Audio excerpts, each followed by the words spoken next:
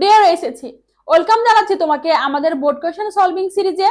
আজকের ভিডিওর মাধ্যমে আপু তোমাকে রাইট ফর্ম অফ ভার্বের ময়মনসিংহ বোর্ড 2024 যে কোশ্চেনটা এসেছিল 2022 সালে, 2022 সালে যে কোশ্চেনটা এসেছিল সেই কোশ্চেনটা সলভ করে দিবে। ওকে, আসো দেখি 2022-এ কি বলেছিল। People who appear most often and most gloriously in the page of history be আছে কনরিয়ার্স এন্ড জেনারেলস। ওকে, দেখো প্রথমে কি বলা আছে। প্রথমে আমাদের একটা সেন্টেন্সের ক্ষেত্রে সবার আগে আমাদের ওই সেন্টেন্সের সাবজেক্টটাকে ধরতে হবে। সাবজেক্টটা সিঙ্গুলার আছে না প্লুরাল আছে। এখানে পিপুল বলেছে, অবভিয়াসলি কি আছে, প্লুরাল আছে। এরপরে দেখো পরের এতে কি আছে, হু আছে। হু কি, হু হচ্ছে রিলেটিভ প্রোনাউন। হু কি, হু হচ্ছে রিলেটিভ প্রোনাউন। হু হচ্ছে রিলেটিভ প্রোনাউন। আমরা জানি রিলেটিভ প্রোনাউনের পরে যখন কোনো গ্যাপ থাকবে সেই গ্যাপটা আমাকে পূরণ করতে হবে কি দ্বারা। রিলেটিভ প্রোনাউনের ইমিডিয়েট আগে যে নাউন বা প্রোনাউন থাকবে সেই নাউন বা প্রোনাউন দ্বারা আমাকে হচ্ছে এই গ্যাপটা ফিল করতে হবে। অর্থাৎ এই প্রোনাউনটা যদি বা হচ্ছে নাউন প্রোনাউনটা যদি সিঙ্গুলার হয় ভার্বটা সিঙ্গুলার, নাউন প্রোনাউনটা যদি প্লুরাল হয় ভার্বটা প্লুরাল। আমরা এখানে কি পেয়েছি, প্লুরাল পেয়েছি, সো আমাদের ভার্বটাও কি থাকবে, প্লুরালই থাকবে, অ্যাপিয়ার। ওকে, এরপরে দেখো কি বলছে, in the page of history dash conquerors and generals.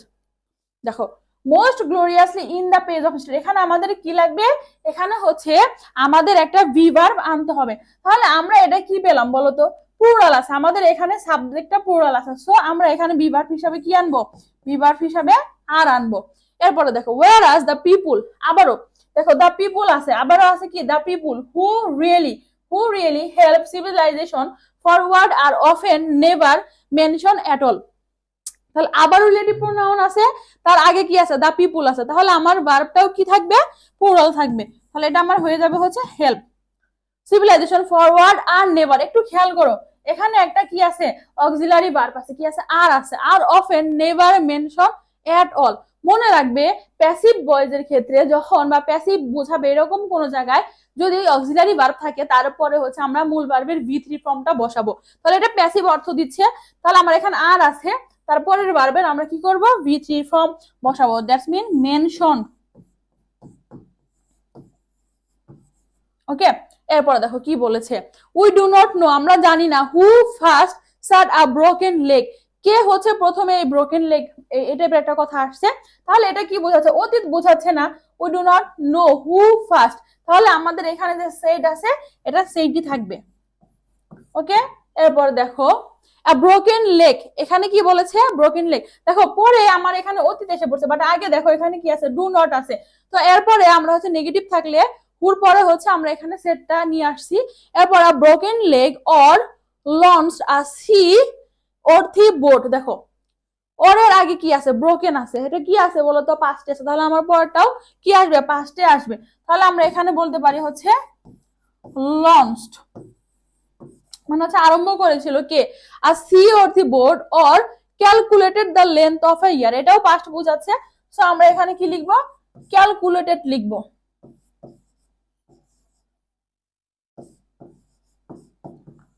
Calculated. ওকে, এরপর দেখো দ্য লেন্থ অফ এ ইয়ার, এরপর দেখো দ্য গ্রেট ম্যান, অতীতকে বুঝিয়েছে, দ্য গ্রেট ম্যান এখানে কি আছে, প্লুরাল আছে, সাবজেক্টে কি আছে, প্লুরাল আছে। The great man are those who work ceaselessly to quicken the peace of civilization, এটা আমার অতীতের একটা কি কথা বোঝাচ্ছে। তাহলে আমরা এখানে কি লিখবো, আর ওয়ার্কড, মানে পাস্ট টেন্স বুঝাচ্ছে আর কি, মানে কথাটা পাস্ট বুঝাচ্ছে। আবার দেখো এখানে আর আছে, তাহলে আমি এই তো ভার্বের পরে ইডি যোগ করবই। এরপরে দেখো কি বলেছে, অন দ্য কন্ট্রারি, অন্যদিকে the condiment men are those who cost bloodshed and violence in the world. তাহলে আমরা এটা কি হয়ে যাবে, এটা হয়ে যাবে হচ্ছে কস্ট।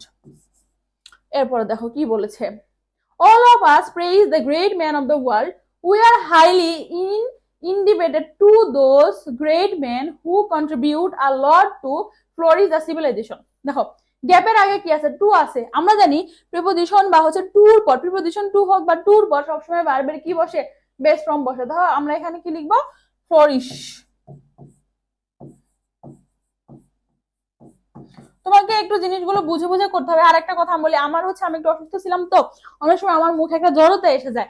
তো দ্যাটস ওয়াই দেখা যায় আমি একটা জিনিস উচ্চারণটা ঠিক করি, অনেক সময় জিনিসটা তোমার কাছে হয়তো শুনতে একটু অন্যরকম শুনতে পারে। এটা হচ্ছে আমার অসুস্থতার জন্য জিনিসটা হয়েছে।